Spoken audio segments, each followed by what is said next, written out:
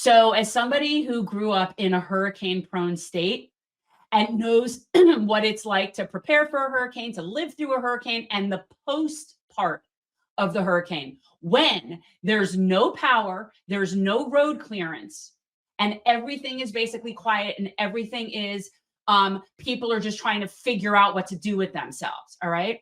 And so now, courtesy of one of the biggest douchebags in the world, Elon Musk, we're now discovering, or people are learning about, a known problem that wasn't ever really thought through. Now, in South Florida, and especially in the affluent areas, there are so many Muska fans. That's what I call people who drive Teslas. They're Muska fans. These are people that, a lot of them also think that they're helping the environment. They do, because they watch neo-lib crap and they think that somehow that whole production process and screwing over little children digging for lithium is a better solution. I get it. They're short-minded. And I do appreciate not having to fill your car with gas, because I had a hybrid and it was really nice. So I get that. Well, apparently, when the car batteries connect with salt water, they explode and they cause fires. So now we're seeing post Hurricane Helene, when you have all these Teslas that are flooded in garages, exploding and causing house fires. And by the way, the fires from the lithium batteries are 10 times harder to put out than any other kind of fire. So when a fire department comes across a car fire normally on the side of the road, just a regular car, my cousin is a fire chief in Miami, and I actually know that a lot of their stuff is car fires. When the amount of effort and water it takes to deal with the electric car battery is a whole different animal. Well, here's an example of what happens when a Tesla is what happens. Meets the water.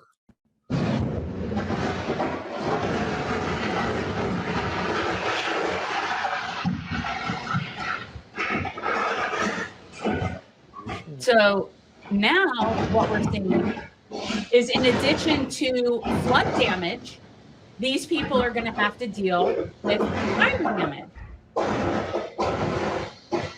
Not to mention fire spread in any event. So this is Tampa Bay. Pinellas County is St. Petersburg.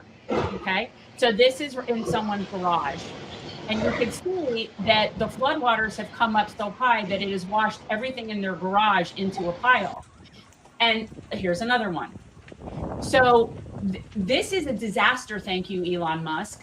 And thank you, people in Florida, for buying so many Teslas. But because the stock market is so corrupt and so fake, he's not going to. If this was a real, free market system, his stock would be plummeting right now. Okay, so fires are exploding, even though the garages are submerged in water.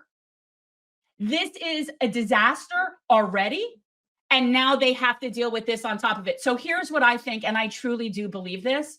I think that people that own Teslas should have to pay higher insurance premiums for their homeowners insurance. And when you start doing that, let's see how many people want to line up and keep buying Teslas when they have to pay higher insurance premiums when you live in a flood zone.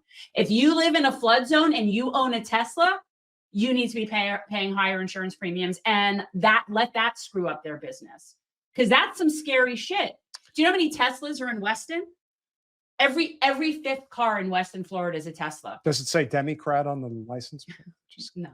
No, she drives a Beamer. So so the amount of fire, if this flood had happened in Weston, the whole city would be on fire.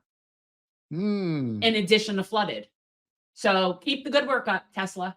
Now, unfortunately, while we can, have our moments of levity to point the finger at Elon and what a douche canoe he can be. We didn't show the viral video. I feel a little bad about that. When we had Evan on, because I'm looking back. We never got we've shown it before on our podcast. Yeah, guys, go look up. We showed it on our podcast. We've done a full segment. Her video. I didn't even realize that. Sorry. Yes. Well, that's not how the person spells it, but close enough, Henry Kajala. Well, your home away from home is Asheville. This is and by the way, not a lot of Teslas in Asheville.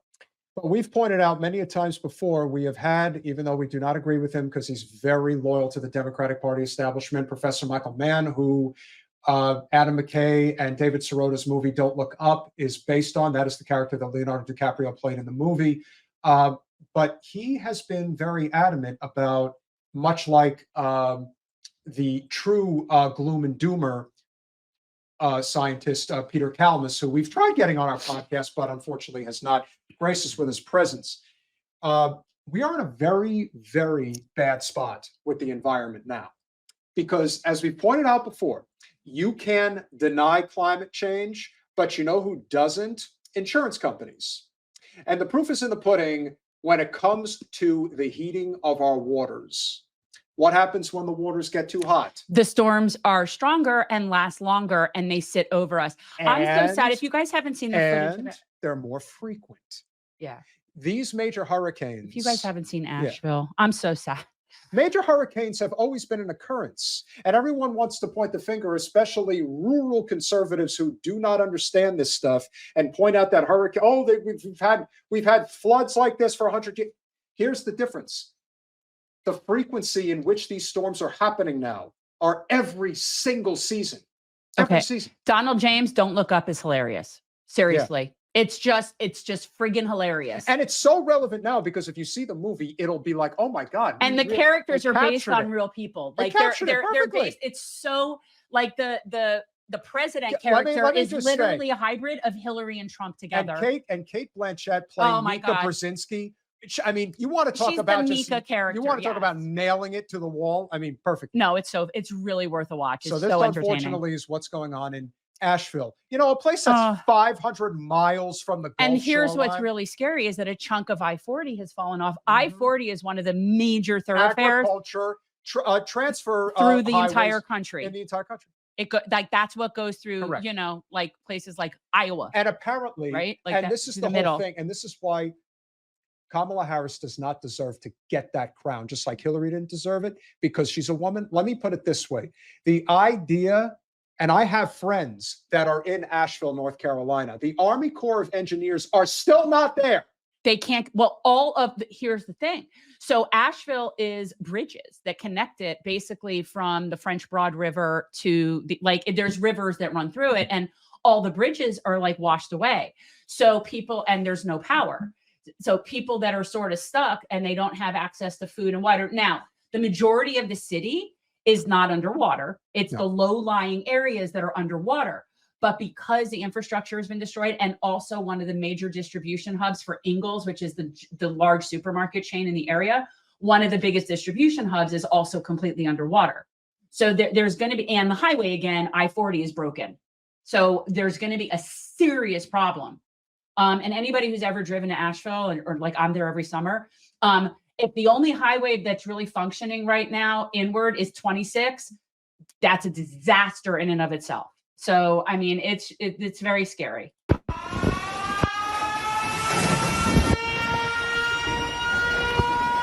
Okay, that's Kimmy Rock, and Kimmy Rock now no longer exists. My car's gone. Everything's Kimmy gone. Rock isn't there. It's all gone. Rock is there, but the town isn't there.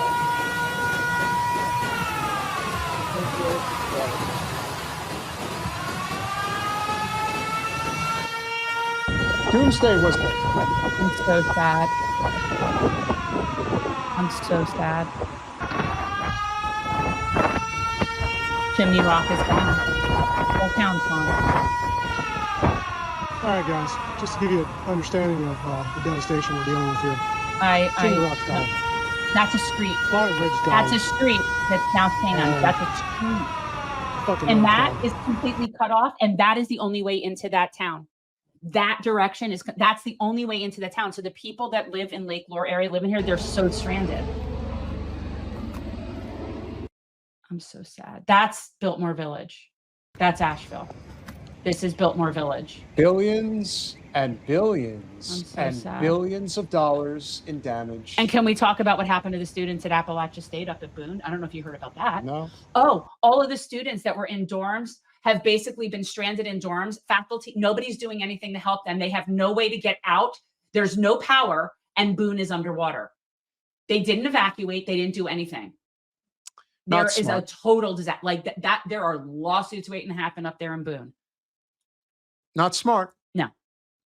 And this is the thing that we tell you when it comes to climate change.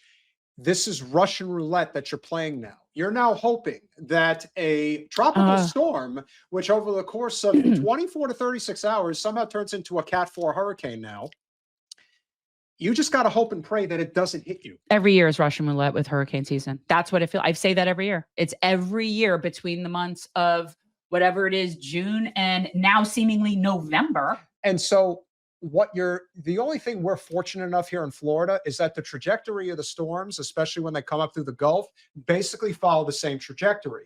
But that might not be forever. This is what's scary. It changes. And this is, and the fact that this is happening so far inland in the mountains as a result of a hurricane. This is so not normal. And yes, it is the low-lying parts of Asheville that is next to a river that did get flooded. But from a hurricane. Hurricanes used to die and slow down and stop once they make landfall. Yeah. Now they're going 500 plus miles inland.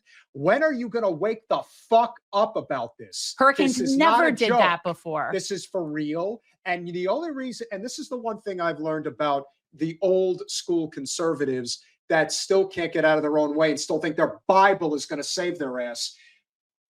It only becomes a problem when it's your problem. And now for the people in parts of Georgia and North Carolina and Tennessee that didn't think that this was ever going to be a problem for them, well, now it is a problem. You want to know who is going to step up within like a matter of minutes? Probably already has, and it won't even be noticed or registered. Dolly. Yeah, Dolly Parton. Because the whole thing about where this is in Tennessee and you're talking Johnson City, Tennessee, Marshall, North Carolina, these are towns that are completely underwater. They're all very close to Sevierville, which is where she is from, and where, Pigeon Forge. But these are people that it's not like they live in an area that's at risk. Like when people rebuild however time they get a storm on the West Coast or on the coast of Florida, and they want to rebuild in those areas, okay, you take that risk to some extent. You do. But people that live in these places, they don't have that risk. They also don't have that insurance.